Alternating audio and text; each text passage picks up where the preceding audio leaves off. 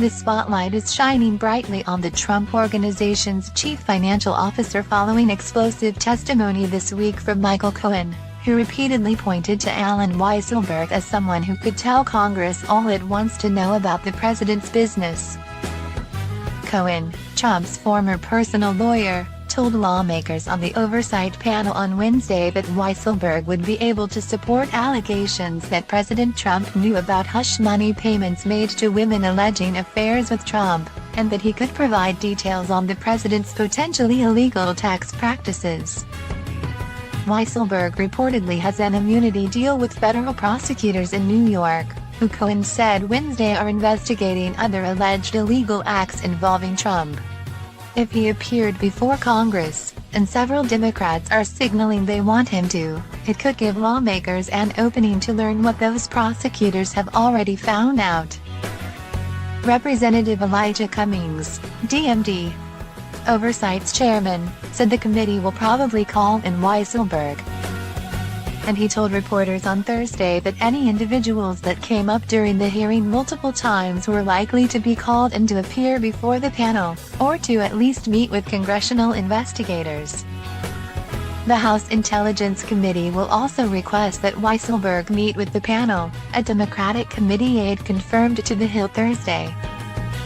Mary Mulligan, an attorney representing Weisselberg, declined to comment to The Hill about Cohen's testimony or whether her client would be willing to speak with lawmakers. The Trump Organization did not respond to requests for comment from The Hill about Weisselberg's role with the company or Cohen's testimony. The White House declined to comment.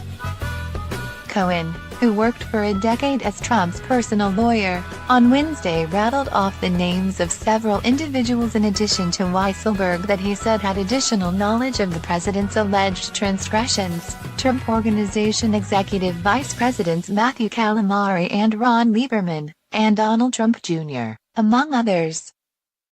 But Cohen identified Weisselberg, the Trump Organization CFO and former treasurer of the Trump Organization whose work with the family dates back decades, as the real key player.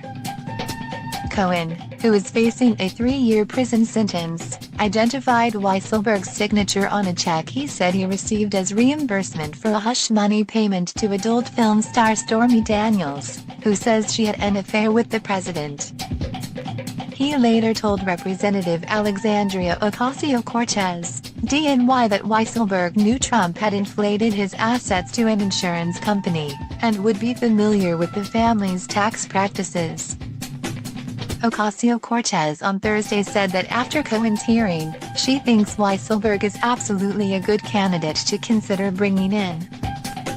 And she's far from alone. I'd put him in the category of relevant witnesses, House Intelligence Committee member Representative Eric Swalwell, DeKalb, said Thursday. Representative Peter Welch, DVT, also indicated during a break for Wednesday's hearing that he would be interested in hearing from Weisselberg.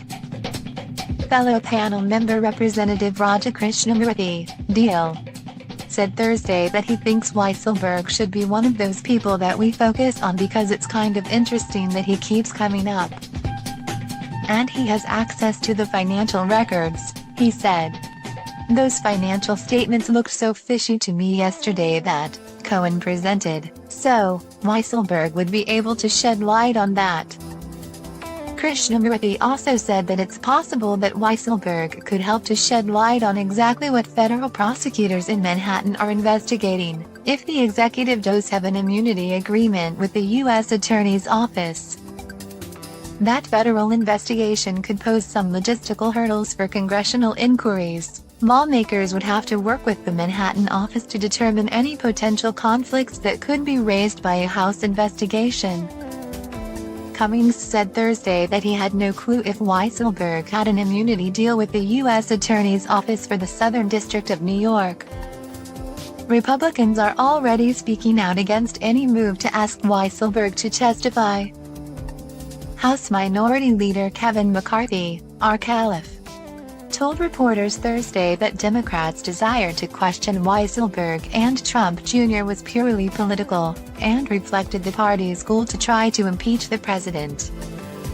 Democrats avoided impeachment talk during Cohen's testimony, and party members were split on whether the hearing moved Congress closer to such proceedings.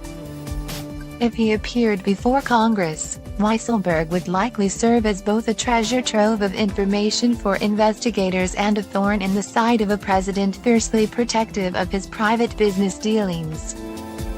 The executive has worked for the Trump family business for decades, first for Trump's father before rising through the ranks of the business in its current form.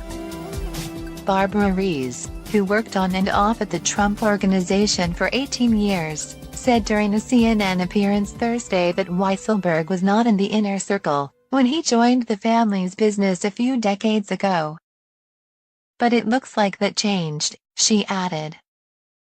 Barbara McQuaid, a former U.S. attorney for the Eastern District of Michigan, said federal prosecutors have likely already gathered information on much of what Cohen alleged to Congress in part because of the reported immunity deal with Weisselberg.